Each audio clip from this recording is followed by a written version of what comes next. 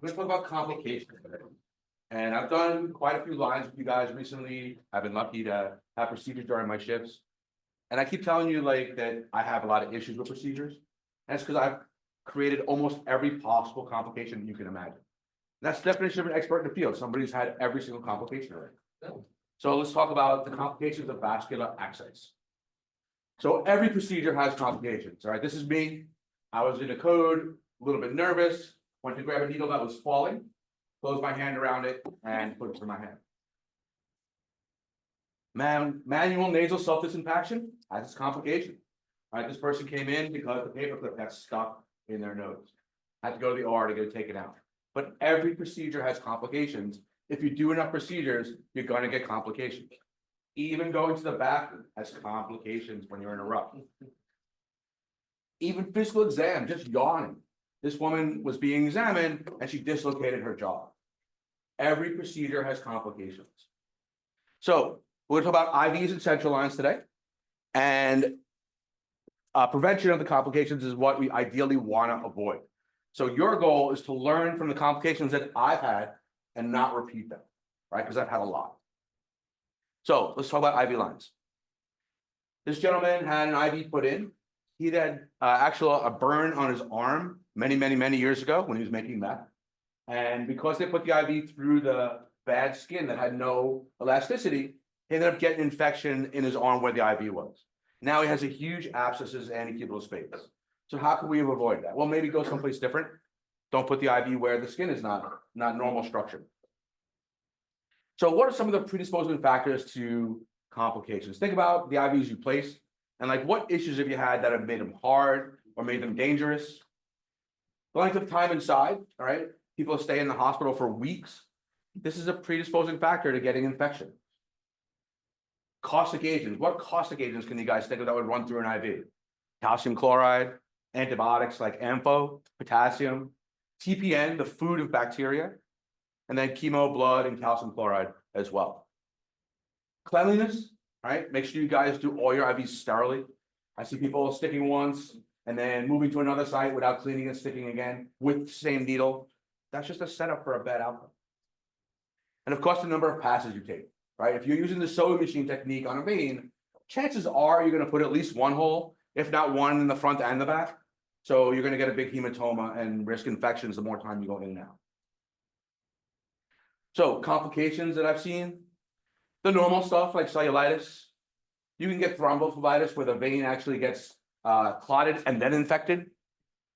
Infiltration, especially when you get your caustics in there, calcium chloride, or your hypertonic solutions like D50, right? These lead to big, huge swelling and possibly damage to the soft tissue and skin loss.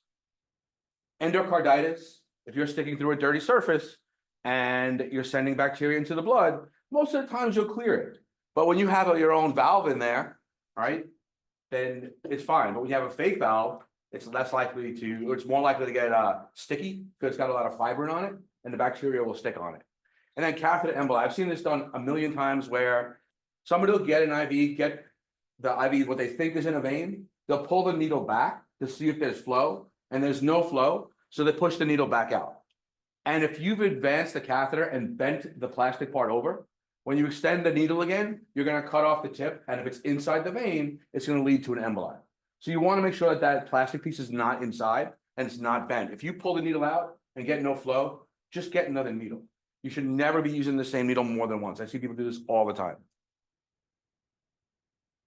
So can you guys see the screen? You see those two red stripes going up the arm? What is that?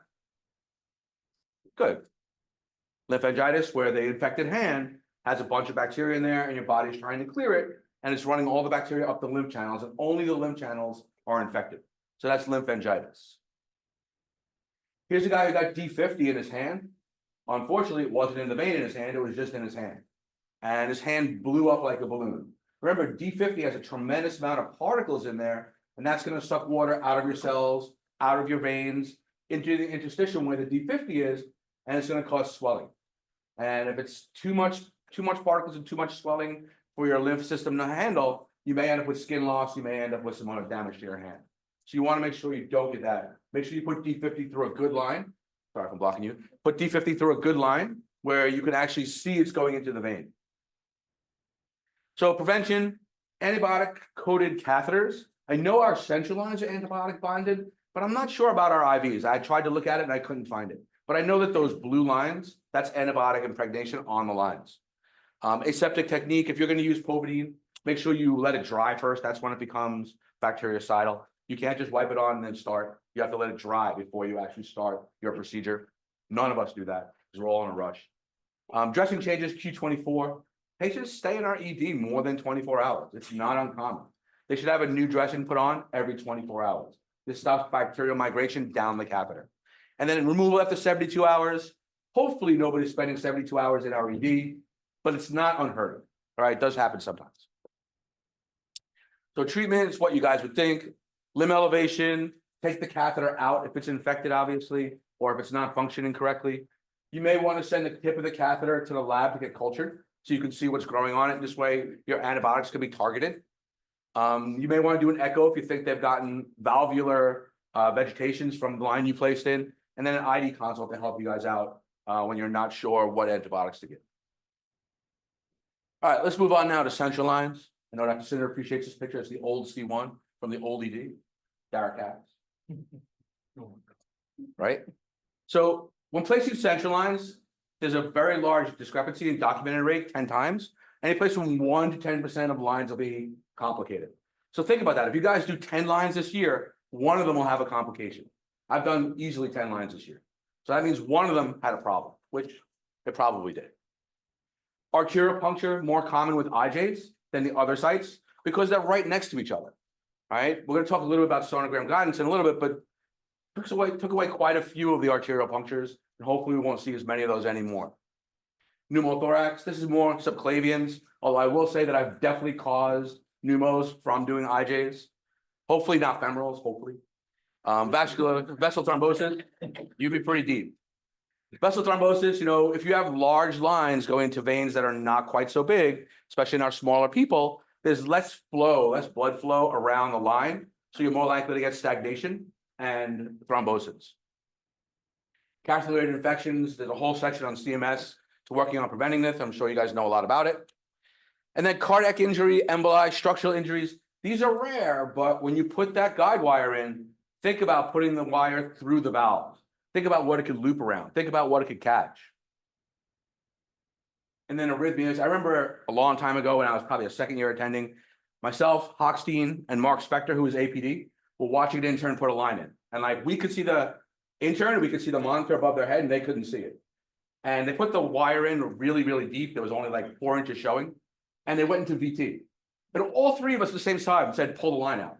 And the intern looked up and said, why? It's like when 3 attendings tell you to do something, don't even question it. Just pull the line back. You need 3, you need all 3 to agree upon it. Usually we don't agree on anything.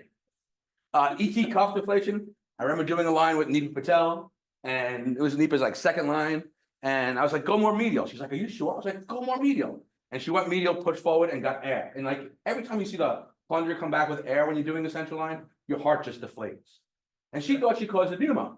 But then the central ET tube started gurgling. And I was like, oh no, we didn't cause a pneumo. We just popped the cuff on the central line, on the ET tube. So sonogram will hopefully get rid of these complications, but like I said, I've had every complication you could possibly imagine. All right, predisposing factors. So think about your body anatomy, right? You don't want to be putting a line on this guy's neck because he has no neck, right? This guy should get a femoral line because you don't want to go there. It's just going to be too hard and too hard to find. People with asthma, COPD, they're super hyperinflated. These guys probably shouldn't get subclavian, right? Because their pleura is pushed up and forwards right against the artery in the vein. You don't want to try and get your needle right between the two and get it into the vein. It's way too difficult. People with asthma, COPD should get either IJs or femorals. People with cancer are hypercoagulable. They have a high chance of having clots. And then the opposite too. People on Coumadin, people on DOACs, they're going to bleed if you stick the wrong thing. If you stick the artery, you're going to have much more of a problem when a person is anticoagulated. You should know their platelet count before you put a line in, if you can. Sometimes they're emergent, but you should know their platelet count because they're going to bleed a lot if you stick the wrong thing and they have no platelets. All right, who sees the complication on this slide?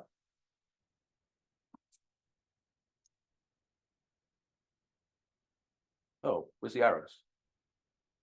So air in the veins, both here and here, both of them, right? So remember how your body breathes. Your ribs go out, that causes negative pressure inside your chest cavity, and then air will rush in to fill that negative pressure by whatever hole is open. If it's your mouth, that's great, but if it's the catheter, then it's going to suck air in through there. So as soon as you pull your guide wire out, you should put your thumb over the port of the brown port of the line, right? This is not as important when you're on a vent and it's positive pressure, but remember, people still take spontaneous breaths even on a vent. So you can still get it when they're vented too. So even when you're doing a person on a vent, you still want to cover the hole as you're taking the wire out and then put a cap on it right away so they don't get air into their venous system. So which method is safest, you want to ask? Well, whichever one you're better at is probably the one that's going to be safest for the patient, right? But if you're good at all of them, like all you guys will be when you graduate because you've done them all, IJs have less complications than subclavian, right? And that's probably because the structures there are a little bit harder to get around. IJs also could be sonogram guided, which makes it a little bit easier. Remember, if you're doing a subclavian sonogram guided, it's probably axillary and not subclavian. Femoral has less complications than both in the ED. And that's because most of the complications from femoral lines are infections that don't show up until later.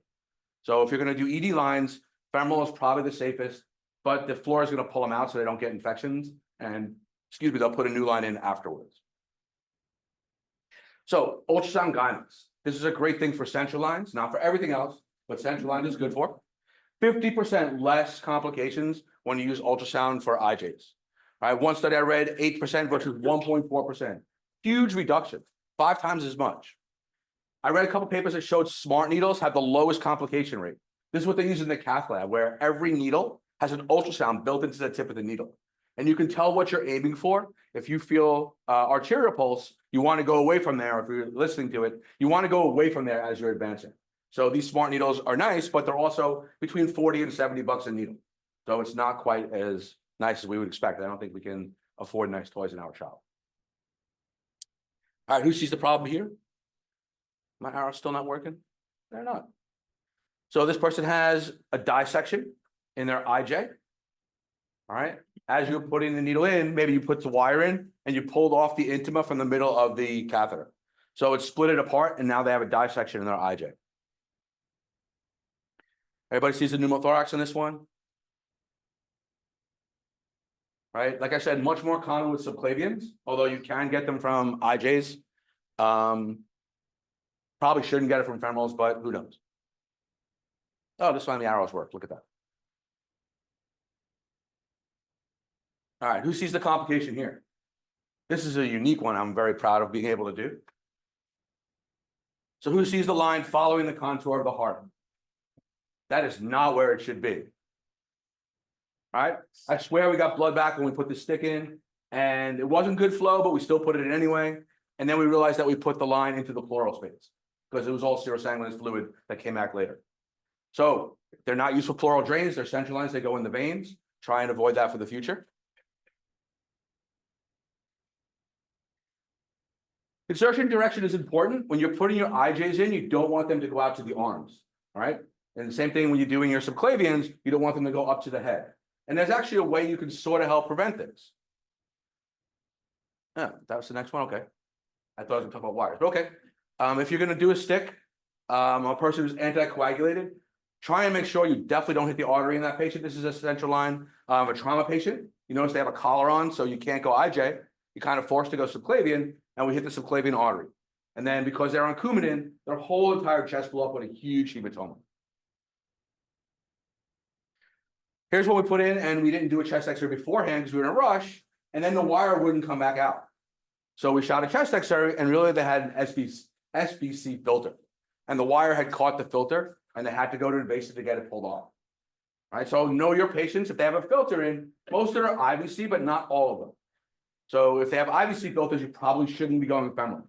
If they have SVC filters, you probably shouldn't go above the heart. Here's another one from a femoral where we had to go to invasive radiology again. Never make the same mistake twice if you can help it. So in your femoral approach, much less pneumos, but much more infections. All right, so make sure you do them nice and clean. I get it if it's a crash line and you have no choice. They're just going to pull it out when they get to the floor anyway then. but make sure you clean them up as best you can. If you stick the wrong thing, if you stick the artery, you're gonna hold compression for at least 5 minutes because there's a huge amount of pressure there. It's gonna bleed and bleed and bleed. We'll talk about that a little more. But if you have bad aim and hit the wrong thing, what can you hit? Well, the artery is one. Lymph channels are another one. I've gotten back yellow fluid while doing these. And then hernia lumen is the bad one you never want to see. Don't go close to your inguinal ligament. You should be going down a little bit from that. Especially when you're using sono, you can see where the vessels cross and you can see where the vessels are. Stay away from your inguinal ligament because you may hit a hernia. So how long do you hold for? This is a lady who got the sewing machine technique as we were putting the femoral in. And then a couple of days later, we went up to the floor and this is what her leg looked like. Right, she had a huge hematoma there because we didn't hold pressure long enough after sticking her artery. Right, the hematoma goes all the way from her stomach all the way down her leg. That's tremendous hematoma. Probably didn't hold pressure at all because we were so doing other stuff, trying to get her intubated and stuff. But you got to hold pressure to make sure that they clot off and don't get hematomas like that. Who sees a problem here? Good job. IVC clot, right? This thrombus propagated all the way from the femoral line we put in, all the way up to the IVC, right? And if it clots off the IVC, you're getting in a lot of trouble. Hopefully you'll keep flow around it, but these people need to be anticoagulated and try and get rid of it. Who sees the problem here? It's really not that hard to figure out, right? Ton of sub-Q air. This is a person who got a subclavian and we popped the lung, but they were already vented. So that positive pressure ventilation just filled the body with sub-Q air. And they blew up like the Michelin Man. They were humongous swelling all over the body.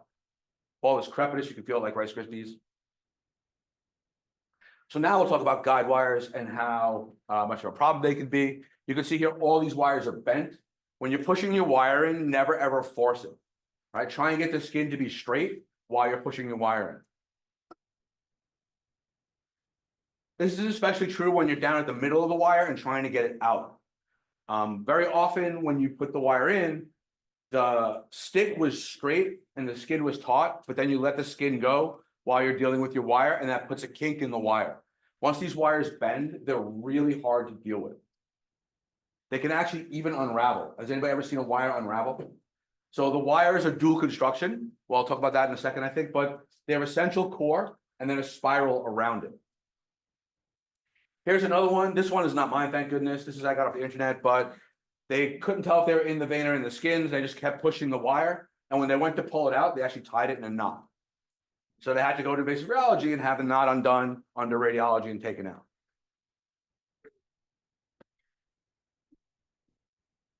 Here's the ultimate thing you don't want. All right, that is the lost guide wire. So the highest predisposing factor for losing your wire is having two kits open at once. As long as you only have one kit open and one kit on your field, and you know where your wire is, you should be good.